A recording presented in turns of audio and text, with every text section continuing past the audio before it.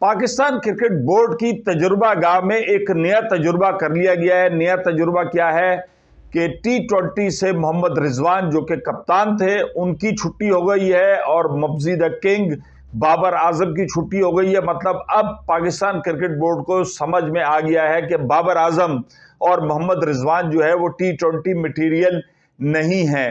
One day के अंदर 2 squad announce किए गए। आकिब जावेद जो कि फिर अबूरी हेड कोच हैं और वो उन्होंने टीम अनाउंस की, जिसके बाद न्यूजीलैंड का दौरा है जिसके अंदर 5 T20 मैच खेलने हैं और 3 वनडे मैच खेलने हैं। मतलब एक अजीब सी सूरत हाल है। वनडे का स्क्वाड अनाउंस किया गया जिसके अंदर कप्तान जो है मोहम्मद रिजवान को रखा गया और उसमें बाबर आजम मौजूद है, सलमान आगा हैं, अबरार अहमद हैं, आकिब जावेद एक फास्ट बॉलर हैं। वनडे के स्क्वाड में कोई बहुत ज़्यादा तब्दीली नहीं की गई चूंकि यही आपको खेलना है। लेकिन मुझे हैरत है कि चैंपियंस ट्रॉफी भाई 50 ओवर का वनडे स्क्वाड का था, उसकी बेस के ऊपर आपने किया और उसी में ज़्यादा तब्दीली नहीं की। तब्दीली आपने कर दी है T20 फॉर्मेट पे, उसमें भर के आप नए खिलाड़ी ले आए और कहा यह जा रहा है कि भाई एशिया कप भी होना है, उसके बाद T20 वर्ल्ड कप भी होना है, तो उसकी तैयारियों के लिए ये है।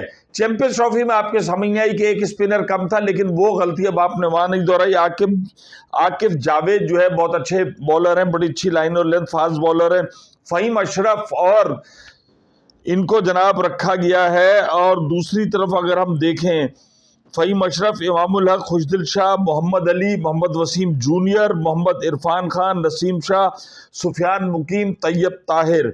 और वनडे की अगर हम बात करें तो भाई सलमान आगा को कप्तानी सौंपी गई है। लगता है कि उनकी T20 में और कराची के अंदर ICC चैंपियंस ट्रॉफी में जो हालिया इनिंग्स थी उसके बाद उनको इंतहाई बड़ी जिम्मेदारी दी गई है। खबरें ये गर्दिश कर रही थी। लेकिन मुझे ये बता दें भाई, शादाब खान को किस चक्कर के अंदर आपने T20 के अंदर रखा है? परफॉर्मेंस बताएं। एक तरफ चेयरमैन साहब डोमेस्टिक क्रिकेटर से मिलते हैं कि इनकी परफॉर्मेंस अच्छी, इनको मौका दिया जाएगा, और उसके बाद शादाब खान गनी गिलास से खेल रहे हैं डोमेस्टिक में। कोई जरा मुझे उनकी परफॉर्मेंस बता दे, किसी गनी गिलास की तरफ से खेलते हुए उन्होंने क्या तीर मारे हैं, क्या कारनामे अंजाम दिए। उनका अपना गनी गिलास का जो कोच है वो कह रहा है इनकी परफॉर्मेंस अप टू मार्क नहीं है, इनकी फिटनेस नहीं है। मतलब यार आप तय कर लें कि आपने उसको एज ए बैट्समैन खिलाना है। पता नहीं किसने उसको चला दिया कि नहीं भाई तू जो है बस वो वनडे का बैट्समैन है। अब वो उनकी लेग स्पिन तो रह गई साइड के ऊपर, वो वनडे के बॉलर वो तो बहुत हैं। अब T20 के अंदर आप ये देखें, सऊद शकील की छुट्टी हो गई है। मतलब सऊद शकील जैसा बैट्समैन ना आपको T20 में चाहिए ना वनडे में चाहिए। पाकिस्तान कब तक ये करता रहेगा कि एक सीरीज एक मैच के ऊपर, अब मैं आपको बताऊं इतना गुस्सा, नफरत, इतना सोशल प्रेशर बिल्डअप हो गया ना इस ICC चैंपियंस ट्रॉफी के बाद।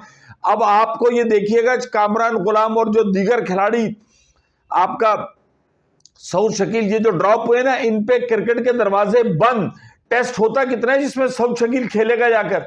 अच्छे खिलाड़ी, मतलब आपने देखा प्रेशर बिल्डअप हुआ, चलो चलो चलो लाठी चार्ज किया। मतलब मोहम्मद यूसुफ आजमाए हुओं को आजमाते जाओ। अंडर 19 के कोच थे यहां पर और ज्यादा वक्त लाहौर में गुजारते थे। हम तो वो पागल हैं कि जो जाते थे ग्राउंड में पूछते थे कहां है, हाँ इधर है, अंदर है, बाहर है, किधर है जी? लाहौर बैठे हुए और जूनियर लोग ये पूरी चीजें चला रहे हैं। अब आप देखें T20 के अंदर अब्दुल समद आ गए, अबरार अहमद, मिस्ट्री स्पिनर, हारिस रऊफ, हसन नवाज, जहादात खान, खुशदिल शाह, मोहम्मद अब्बास अफरीदी, मोहम्मद अली, मोहम्मद हारिस विकेट कीपर, और उनके साथ उस्मान को भी रखा गया इसलिए कि अब आपको 2 विकेट कीपर रखना जरूरी होते हैं। चलो बहुत अच्छी बात है, बहुत तवील अरसे से कहा जा रहा था कि मोहम्मद हारिस को भी लाया जाए। मोहम्मद इरफान खान है, उमैर बिन यूसुफ है, शाहीन शाह अफरीदी, सुफियान मुकीम, उस्मान खान। अब आप मुझे बताएं, आपने जनाब हारिस रऊफ की भी छुट्टी हो गई है, शाहीन शाह अफरीदी, अब आप नसीम शाह, ये तमाम लोग जो है ये वनडे के अंदर प्रॉब्लम का शिकार नजर आए। हारिस रऊफ पिट रहे, क्या आपने इसके बाद दोबारा ये पटखू भाई जितने इन पर एतमाद किया गया, अब आप ये देखें इतने लड़के आ गए ना, जादाद, इरफान, मोहम्मद अली जूनियर, वसीम, मोहम्मद अली, वसीम जूनियर। अब जब ये परफॉर्मेंस लेंगे तो किस बुनियाद पे आप इन पटखों को सिलेक्ट करेंगे? मतलब जब आपके ऊपर पड़ती है तो फिर आप ऐसे आवाज बाख्ता हो जाते हैं कि सारी चीजें। फिर आकिब जावेद ने कहा वो बात बहुत हद तक सही है कि आपने 3 साल में 8 तो आपके कितने कोचेज गए, कितने आपके सिलेक्टर गए। पाकिस्तान के अंदर मैंने जैसे कहा था ना कि हमेशा रीशफल, बली का बकरा खिलाड़ियों को चढ़ाया जाता है। मोहम्मद यूसुफ वापसी हो गई, आकिब जावेद भी रहेंगे, अजहर महमूद भी रहेंगे। मतलब टीम मैनेजमेंट की कोई कमी नहीं थी, टीम मैनेजमेंट की कोई गलती नहीं थी। जो इन खिलाड़ियों को लड़वाया गया, जो प्लानिंग की गई, जिस आदमी ने सिर्फ एक स्पिनर सिलेक्ट किया था उसके खिलाफ क्या एक्शन लिया गया, उसको तो तब्दील करें। खिलाड़ियों पे तो आपने झाड़ू फेर दिया। और ऐसे मौके पे जिस आदमी को टीम से निकाला जाता है उसके ऊपर पाकिस्तान क्रिकेट के दरवाजे बंद हो जाते हैं। बड़ा बड़ा टैलेंट आपने ऐसी की तैसी में घुसेड़ा है इसी उसके चक्कर में, क्योंकि प्रेशर है ना अब आपका, और प्रेशर आपके ना खिलाड़ी ग्राउंड में बेयर कर सकते हैं ना टीम मैनेजमेंट कर सकती है। जो अखबार में, टीवी में, सोशल मीडिया में आता है उसको रिलीज करने के लिए एक ऐसी टीम बना दो जो है। अब आपने सारे, अब आप इस T20 टीम से फौरी तौर पे किसी रिजल्ट की कोई तवक्को ना करें। ये आकिब जावेद ने भी कहा है, ये हमें भी कहा है, और मुझे नहीं लगता कि ये एशिया कप और वहां तक भी होगी। देखो वो कहते हैं ना कि यहां नहीं तो चांद तक, वहीं तो कहां तक। अगर तो इन्होंने परफॉर्म कर दिया तो बेहतरीन है, लेकिन यार सर्जरी का तरीकेकार ये नहीं होता। मुझे बताए ना कि इनको सिलेक्ट करने वाले, इनको खिलाने वाले, इन टीम मैनेजमेंट, वहां पर क्या तब्दीलियां हुई। मेंटोरों से क्या सवाल पूछा गया कि भाई आपको बुलाया गया था डोमेस्टिक क्रिकेट देखने के लिए, आपने क्या रिपोर्ट्स दी, क्या इनका फीडबैक है। वो तो स्टिल बैठे हुए टीवी चैनल्स के ऊपर। हेड कोच से पूछा जाए भाई आपका क्या था, वही लखत पड़त जी, टीमें अलहदा बना दें, टेस्ट की टीम अलहदा हो गई, वनडे की अलहदा हो गई, T20 की अलहदा हो गई, चलो कर लिया, लेकिन करते तो रहो। वो अफगानिस्तान देखो, इंग्लैंड का कोच है, 3 साल से लेके चल रहे हैं। ग्रेजुअली चीजें तब्दील होती हैं, इतनी जल्दी अगर आप बचाएंगे तो कोई चीज तब्दील नहीं होती है।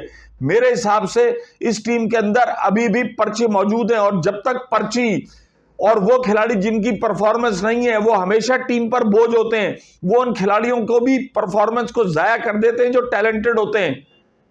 इस चीज से बचें।